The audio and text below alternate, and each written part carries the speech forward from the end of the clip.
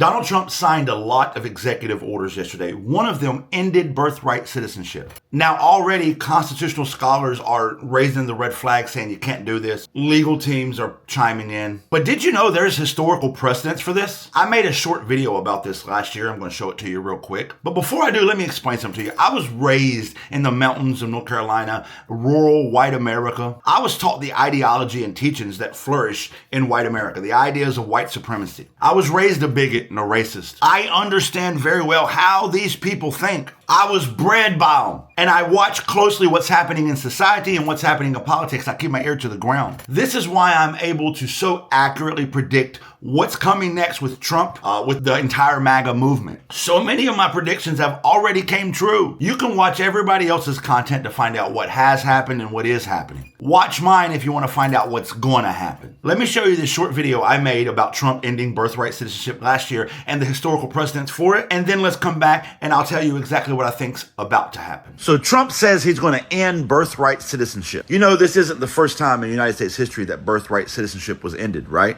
You ever heard of the Dred Scott case? One of the most famous rulings by the Supreme Court in U.S. history. Long story short, Dred Scott and his wife Harriet sued for their freedom. They said because they were living in a free territory, they should be free. And legally, they were right. This made it all the way up to the Supreme Court, and the Supreme Court ruled that enslaved people and the children of enslaved people did not fall under birthright citizenship. Because prior to 1857, when the Dred Scott case was ruled upon, birthright citizenship was a thing in the United States. And so after the Civil War, when the 14th Amendment was written, they had to introduce Section 1, which brought back birthright citizenship. Why is this important? Because this was all about white supremacy. The Dred Scott ruling allowed slavery to extend into free territory. So white supremacy and robbing people of their human rights was the basis of taking away birthright citizenship. In that same amendment, the 14th Amendment, Section 4 protects the debts that are incurred by the United States, including the claim for loss or emancipation of any slave.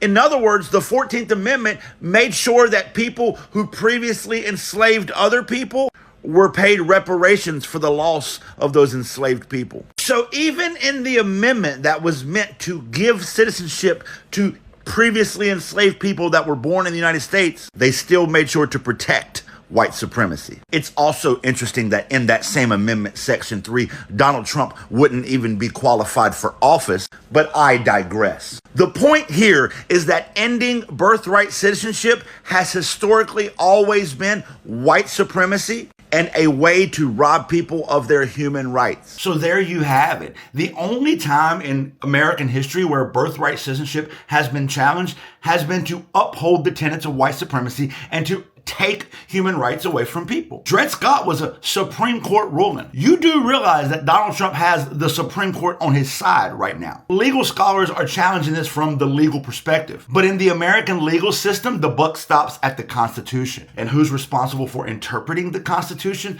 The Supreme Court of the United States. You see, we're entering a very dangerous time where Donald Trump's not being challenged by really anyone. Checks and balances are the most important part of a democracy. Checks and balances were written into our system to prevent tyranny. But the Supreme Court has time and again shown that they are going to listen to what Donald Trump says before they make a ruling. Just recently, Justice Alito recommended a judge for Trump to appoint the day before the Supreme Court made a very important ruling. Famously, just a few months ago, they gave the president full immunity based on a case they were hearing about Donald Trump. Donald Trump has selected 3 of the justices on the court. So when it comes to challenging this executive order that he signed to end birthright citizenship, Congress will fail to veto that executive order because they don't have nearly enough support because MAGA Republicans are going to stand by their king. And I think that this will be challenged all the way up to the Supreme Court, and I think the Supreme Court will bend its will to Donald Trump. Now, there's one more thing that I find terrifying about this. They've already started having conversations of denaturalization. In other words, if you have citizenship now based on birthright citizenship and both your parents were not American citizens, they've had conversations of taking away